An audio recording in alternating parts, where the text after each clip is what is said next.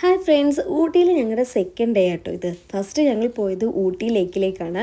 ഊട്ടിയിലേക്ക് പോയ ശേഷം നേരെ ഒരു തലശ്ശേരി ബിരിയാണി കഴിച്ചു. അവിടുന്ന് മൗണ്ടെയിൻ ട്രെയിൻ യാത്ര ചെയ്യാൻ വേണ്ടിയിട്ട് നമ്മുടെ റെയിൽവേ സ്റ്റേഷനിൽ വന്നേ ഇരിക്കുകയാണ്. ഓൾറെഡി ടിക്കറ്റ് എടുത്തിട്ടാണ് ഞങ്ങൾ ഊട്ടി ലേക്കിലേക്കൊക്കെ പോയത്. അപ്പം നമ്മുടെ ട്രെയിൻ വന്നിട്ടുണ്ട്. നിങ്ങൾ ഊട്ടിയിലേക്ക് പോകാൻ പ്ലാൻ ചെയ്യുന്നുണ്ട്, അല്ലെങ്കിൽ നിങ്ങൾ ഊട്ടിയിൽ എത്തിയിട്ടുണ്ടെങ്കിൽ ഉറപ്പായിട്ട് നിങ്ങൾ ഊട്ടി മൗണ്ടൻ ട്രെയിനിൽ യാത്ര ചെയ്തിരിക്കണം.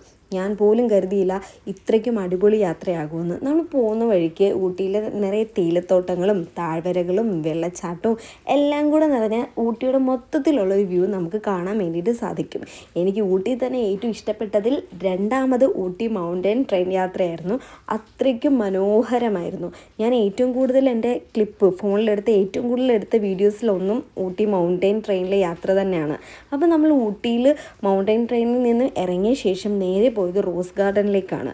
റോസ് ഗാർഡനിൽ പോകാൻ നമ്മൾ റൂം എടുത്തത് റോസ് ഗാർഡൻ്റെ തൊട്ടടുത്തായിരുന്നു. അപ്പം ഞങ്ങൾ വിചാരിച്ചെന്നാൽ റോസ് ഗാർഡനിലും കൂടെ പോകാമെന്ന്. അവിടെ നിറയെ റോസാപ്പൂക്കളൊക്കെ കേട്ടോ. പിന്നെ വൈകുന്നേരം ആയപ്പോഴാണ് ഞങ്ങൾ റോസ് ഗാർഡനിൽ എത്തിയത്. അപ്പം ഊട്ടിയിലെ മൊത്തത്തിലുള്ളൊരു തണുപ്പ് അങ്ങോട്ട് കയറി വന്നുകൊണ്ടിരുന്നതായിരുന്നു.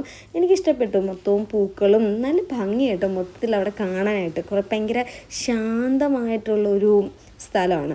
അപ്പം ഞാനവിടെ രാഹുലിൻ്റെ കൈയും പിടിച്ചുകൊണ്ട് ഇങ്ങനെ നടന്നു. പിന്നെ നിലു ഉണ്ടായിരുന്നു. നിലുവായിട്ട് കുറേ ടൈം നമ്മളവിടെ സ്പെൻഡ് ചെയ്തു. കുട്ടികൾക്ക് കളിക്കാനൊക്കെ അടിപൊളിയായിരിക്കും കേട്ടോ അവിടെ പോയി കഴിഞ്ഞാൽ. കാരണം കുറേ ടൈം ഞങ്ങൾ വൈകുന്നേരത്ത് അവിടെ ആയിരുന്നു ചിലവഴിച്ചത്. പിന്നെ നേരെ പോയി ഫുഡൊക്കെ കഴിച്ചു.